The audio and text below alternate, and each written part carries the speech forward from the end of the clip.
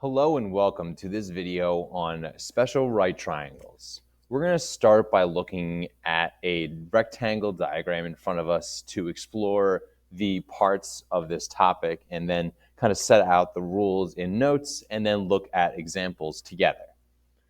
So for starters, we have a rectangle in front of us with some information provided, but most of the rectangle is left blank. So we have a kind of all 90-degree angles in all the corners. We have a 30 and 30-degree angles there. And then we also have basically a lot of angles missing. So our goal eventually is to figure out the length of segment BD and the length of segment AD, given our two angles here and given that we have a 5 right here. So the first thing I would do is try to fill in as many missing angles and sides as I can right away.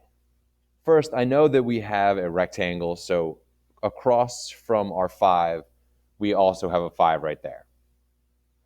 Next, we have a 30 and a 30-degree angle there, so there would only be 120 degrees left over in this triangle for that angle right there. And that means that we have another 120 degrees at the top of that angle because those are vertical angles.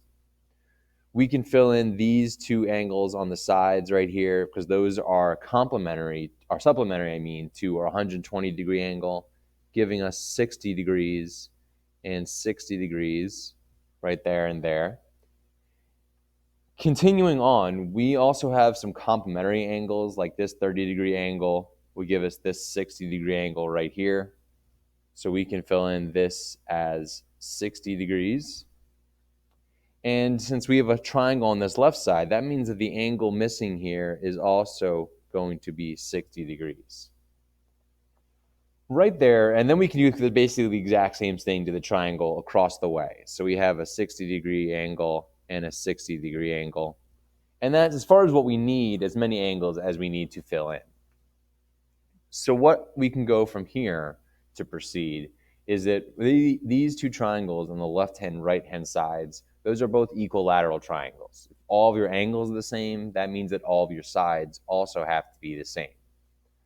What that means is that we can label these sides of the triangle each as 5. And then we can do the same thing on this other triangle across the way, 5 and 5. Right there, by using just vocabulary and what we know already, we have figured out that segment BD is equal to 10 because we have 5 and 5 adding up to that. So BD is equal to 10. Now we need to figure out what AD is on the bottom. So now there's a couple different approaches to this, but what we want to use as the kind of main approach is that we now have a kind of right triangle that would include the 3 that we have here. So we have segment AB. We just found segment BD, and we're looking for segment AD. So I can make a right triangle off to the side of my rectangle, where this triangle, or this triangle would be triangle ADB, where our right angle is at A. And we know that we have a 5 for that left-hand side, and our hypotenuse would be a 10. Now we have a right triangle with two sides that are known, and that means we can do Pythagorean theorem. So to find AD, we would need to do 5 squared plus AD squared equals 10 squared. So if we do 10 squared is 100 and 5 squared is 25, so that means if I subtract 5 squared from both sides, I would find that AD squared would be 100 minus 25, which would be equal to 75. Now, if I take the square root of both sides, I figure out that AD is going to be equal to the square root of 75. But we can't leave that like that. We know we can simplify square roots. So if I come up here to the top corner of my page, I can write the square root of 75, and I'm going to use our tree method to simplify the square root of 75 to something that is more manageable. So if I break that into a tree, I have 25 and 3 as factors, and then I can break down 25 into 5 and 5. That means, as you probably have guessed, that our triangle, our square root would simplify to 5 times the square root of 3. So we've now figured out that AD is 5 times the square root of 3, 5 times the square root of 3. And on this triangle we just made, we can also fill in some angles. Like we have a 30-degree angle and a 60-degree angle. And this is going to demonstrate the pattern that we're going to be looking for. So you can see that we have a 10 for our hypotenuse side. Now that is going to be the biggest side. The side opposite from 30 degrees is half of what the hypotenuse ended up being. So the 30-degree side is 50, or 5, I mean. 50% of the hypotenuse side, that is. And then the side opposite from 60 degrees is 5 times the square root of 3. And that opposite from 60 degrees, so we can draw some arrows here maybe.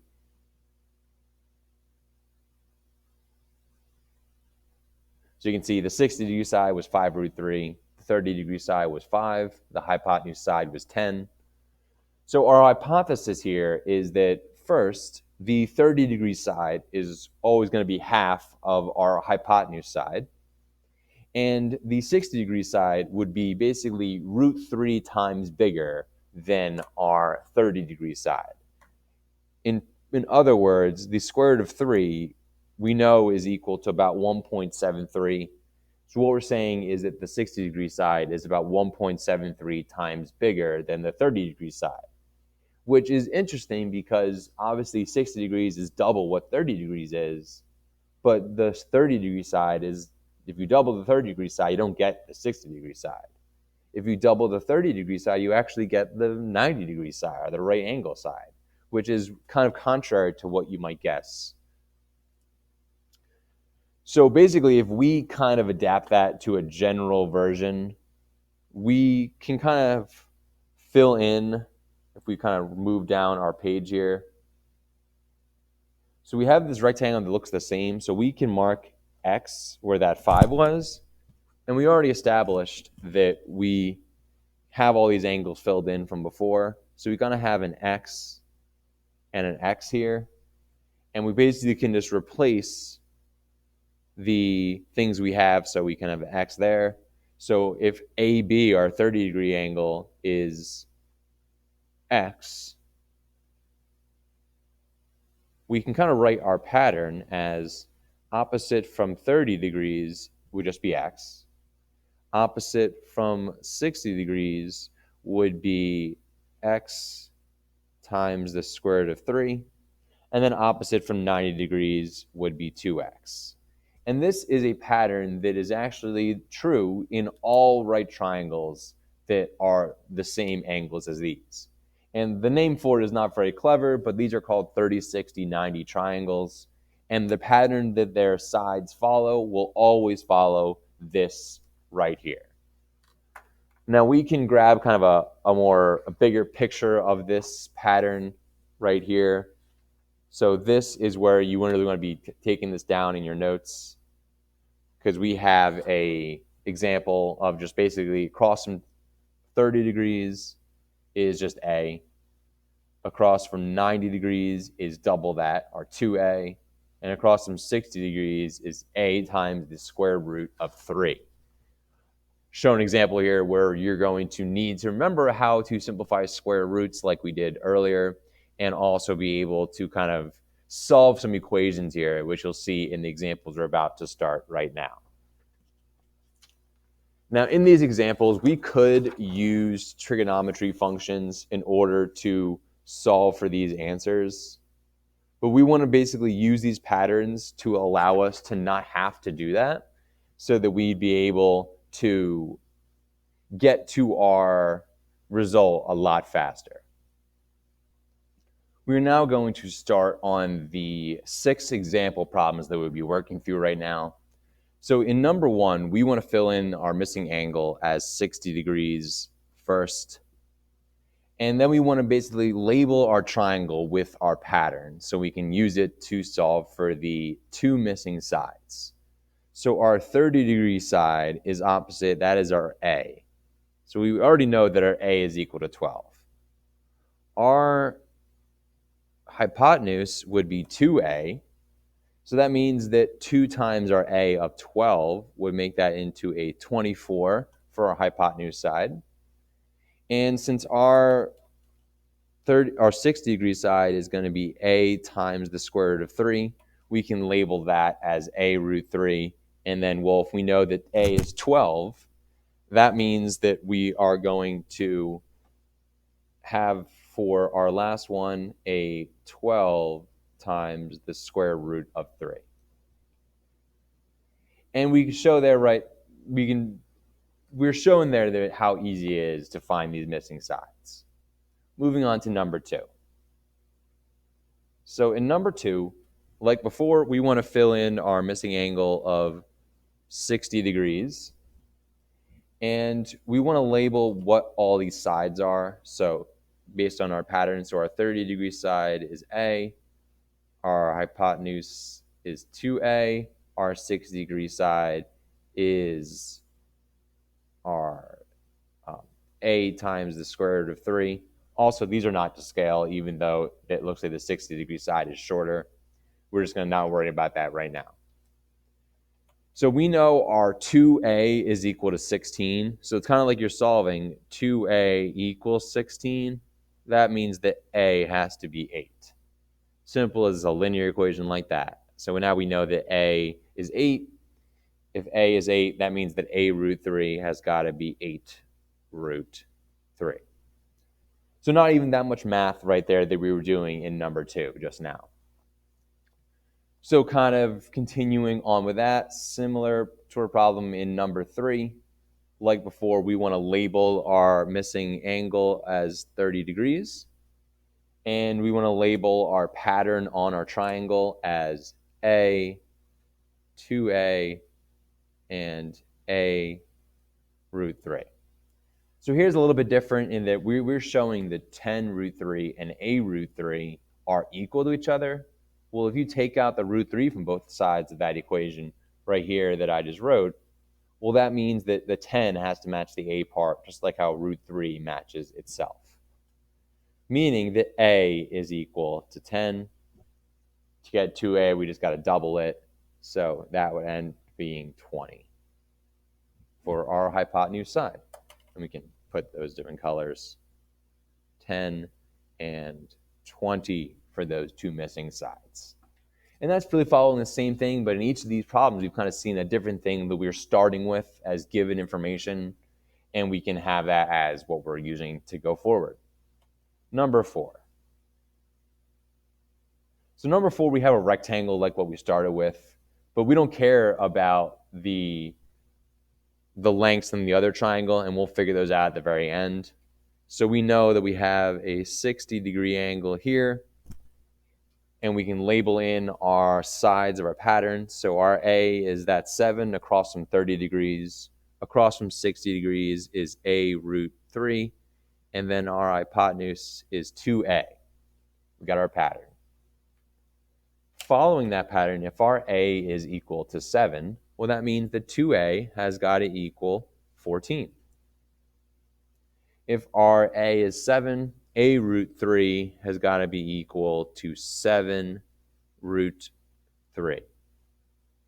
Since we're dealing with a triangle, opposite sides of a rectangle are now going to be equal to each other. So we know that this side is 7 across from another 7, and the top is 7 root 3. So before we go and try number 5 and 6, we're just going to work a little bit different just to prove to ourselves that all of these patterns are still working out how we want them to. If I take, say, the number 3, and I need to know, well, is 10 root 3 squared plus 10 squared equal 20 squared? Or we'll use 4 since we're looking at it. So I would need to show that 14 squared is equal to 7 squared plus 7 root 3 in parentheses squared. So if I get a calculator here, I first can see what 14 squared is. Well, that's 196. 7 squared plus 7 times the square root of 3 squared equals 196. And we proved it with our pattern works for that triangle. So now let's move on to our more challenging problems in 5 and number 6. They're both kind of similar, and you'll see why in a second. So number 5, we have a 30-degree angle up at the top. And so we're starting the same way and then putting in our pattern of A and A root 3 and 2A.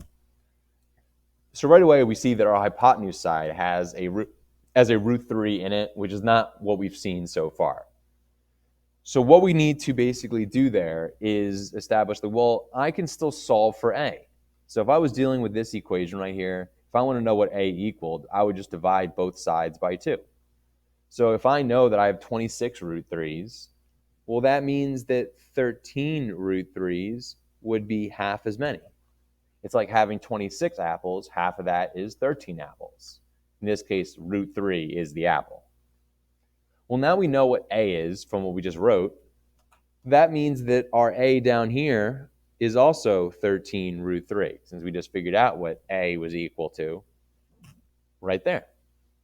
Well, now, if I need to figure out what A root 3 is, and I know A, well, that means I would basically be doing 13 root 3 as my A, and then multiplying that by root 3. So you could do that on your calculator. So let's show that first.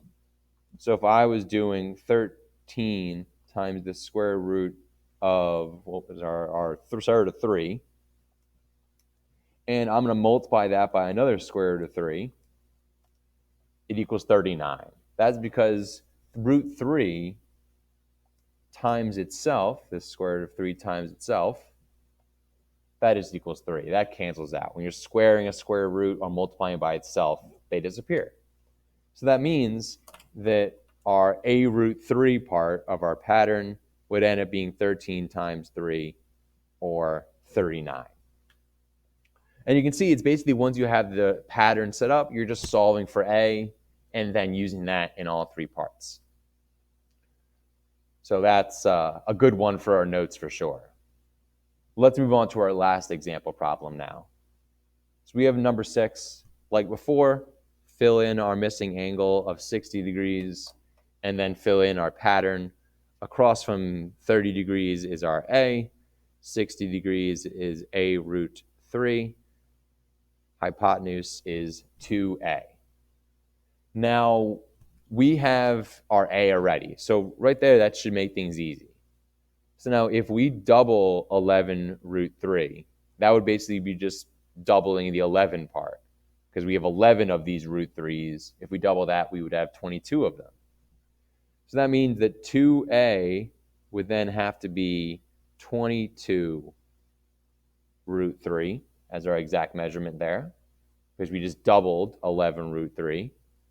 11 root 3 times 2 equals 22 root 3. 22 root 3. And then lastly, if I need to do A root 3, well, if I know that A is 11 root 3, well, that means I do 11 root 3 for my A.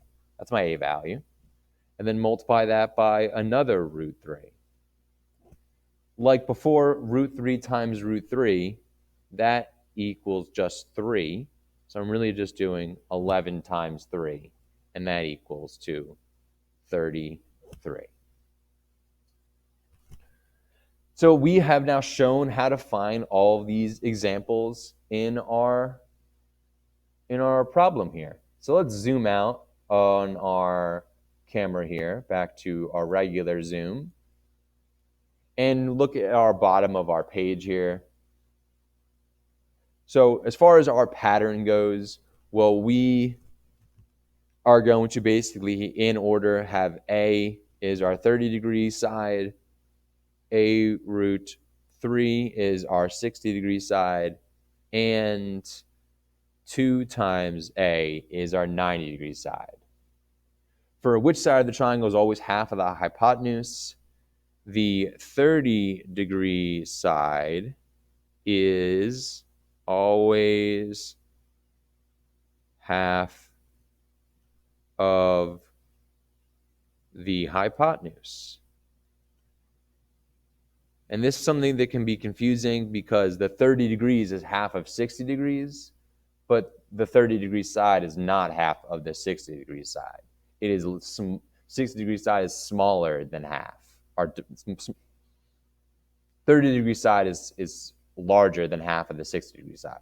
But if that's confusing, we already answered number 2. 30 degree side is half of the hypotenuse.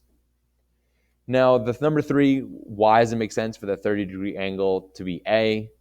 Well, when you have any triangle or any triangle, the smallest angle is going to create the smallest side as long as you kind of follow along the 2 parts of your angle. So the 60 and 90 degree sides are going to hit larger sides. The 30 degree side is going to hit a smaller side. And that would be the reason why. So the 30 degrees is the smallest angle leading to smallest side. And that kind of covers number 3. So we've already kind of answered number 4 in number 5 and 6 above. The side opposite 60 does not have a root 3. If you were given the length of the side opposite 60 and did not have root 3 attached in these problems, how could you find the lengths of the other 2 sides? The easy way to think of it is in 5 and 6, we know, for instance, like 39 a root 3. We're just basically solving it for A so that we can figure out what A is. Like here, we know that 33 is that one. So, for example, if I knew that, say, my 60 degree side was equal to 30, well, that means that A root 3 has to equal 30. And if you knew that, well, that means you just have to divide both of those sides by root 3. In later math class you'll have to do what is called rationalizing. And at least for us, we're not going to need to worry about that in math 2. Suffice to say, that would be our answer. And that covers everything you need to know about 30, 60, 90 triangles. Next time in our next video, we will be covering the other type of special right triangles, and I will see you all then. Thank you for watching.